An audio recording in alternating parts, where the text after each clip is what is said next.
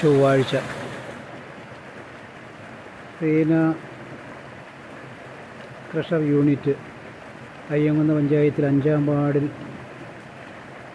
പ്രവർത്തിക്കുന്ന റീന ക്രഷർ യൂണിറ്റിൽ നിന്നും വരുന്ന ആയിരക്കണക്കിന് ലിറ്റർ മാലിന്യ വെള്ളമാണ് ഇപ്പോൾ ഈ തോട്ടിലൂടെ ഇന്ന് ഒഴുകിക്കൊണ്ടിരിക്കുന്നത്. കഴിഞ്ഞ ശനിയാഴ്ച നാട്ടുകാരുടെ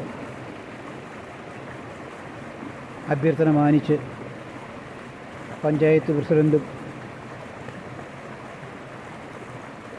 4-ാം വാർഡ് മെമ്പർ സീമയും മറ്റ് വാർഡുകളിലെ മെമ്പർമാരും പഞ്ചായത്ത് ഉദ്യോഗസ്ഥരടക്കം വന്ന റീന കൃഷിക്കാരോട് ഒരു കാരണവശാലും ഈ മാലിന്യങ്ങൾ കുടിവെള്ള സ്രോതസ്സിലേക്ക് ഒഴുക്കരുതെന്നും ഒഴുക്കിയാൽ കർശനമായ നടപടി സ്വീകരിക്കുന്നതാണെന്നും അവർ മുന്നറിയിപ്പ് കൊടുത്തു. 24 മണിക്കൂർ തികയുന്നതിന് മുമ്പേ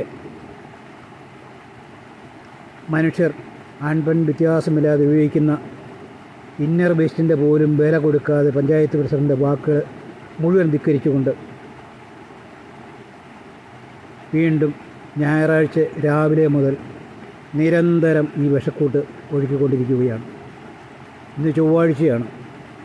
ഇന്നലെ പഞ്ചായത്തും ബന്ധപ്പെട്ട അധികൃതരും ഇത് നിർബന്ധമായി നിയന്ത്രിച്ചില്ലെങ്കിൽ ഞങ്ങൾ സ്റ്റോപ്പ് മെമ്മോ തരുന്നതാണെന്നൊക്കെ ഉള്ള കൽപ്പനകൾ അവർക്ക് കൊടുത്തെങ്കിലും പുല്ലിൻ്റെ വില പോലും കൽപ്പിക്കുന്നില്ല പഞ്ചായത്ത് അധികൃതരുടെയും പഞ്ചായത്ത് പ്രസിഡൻ്റെയും വാക്കുകൾക്ക്.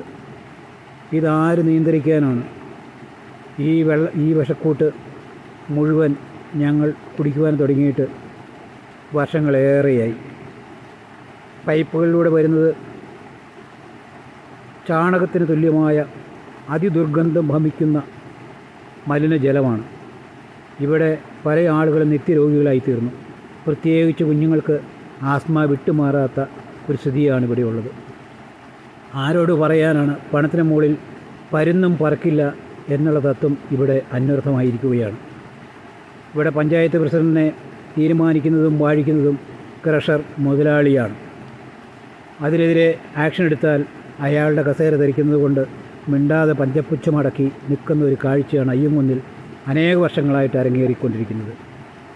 ഒരു വർഷത്തെ ലൈസൻസ് മാത്രം കൊടുത്തിരുന്ന ഭരണകാലം കെ സി ചാക്കോയുടെ ഭരണകാലം സമ്മർദ്ദങ്ങളേറെ ഉണ്ടായിട്ടും 5 വർഷത്തേന് ഉള്ള ലൈസൻസ് കൊടുക്കാതിരുന്നതിൻ്റെ പേരിൽ അദ്ദേഹത്തെ പഞ്ചായത്തിൽ നിന്നും പ്രസിഡന്റ് സ്ഥാനത്ത് നിന്നും കസേര മറിച്ചിട്ട് ഒഴിവാക്കി എന്നാണ് ജനം പറയുന്നത്. ഈ മാരകമായ ഗൗരവമായ ഈ കുറ്റകൃത്യത്തിന്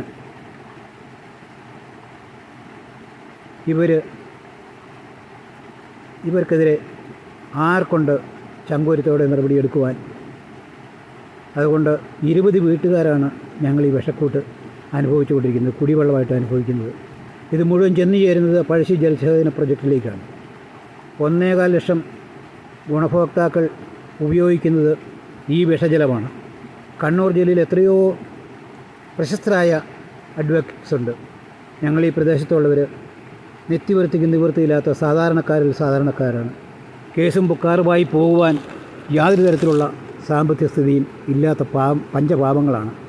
ഞങ്ങളുടെ ഈ ധനസ്ഥിതി മനസ്സിലാക്കി ഇവിടെയുള്ള ബാർ കൗൺസിൽ ഉള്ളവർ ഇതിനെതിരെ നിയമ നടപടികൾക്ക് തയ്യാറാവണമെന്ന് വളരെ വിനീതമായി ഞങ്ങൾ നിങ്ങളെ അറിയിക്കുകയാണ്.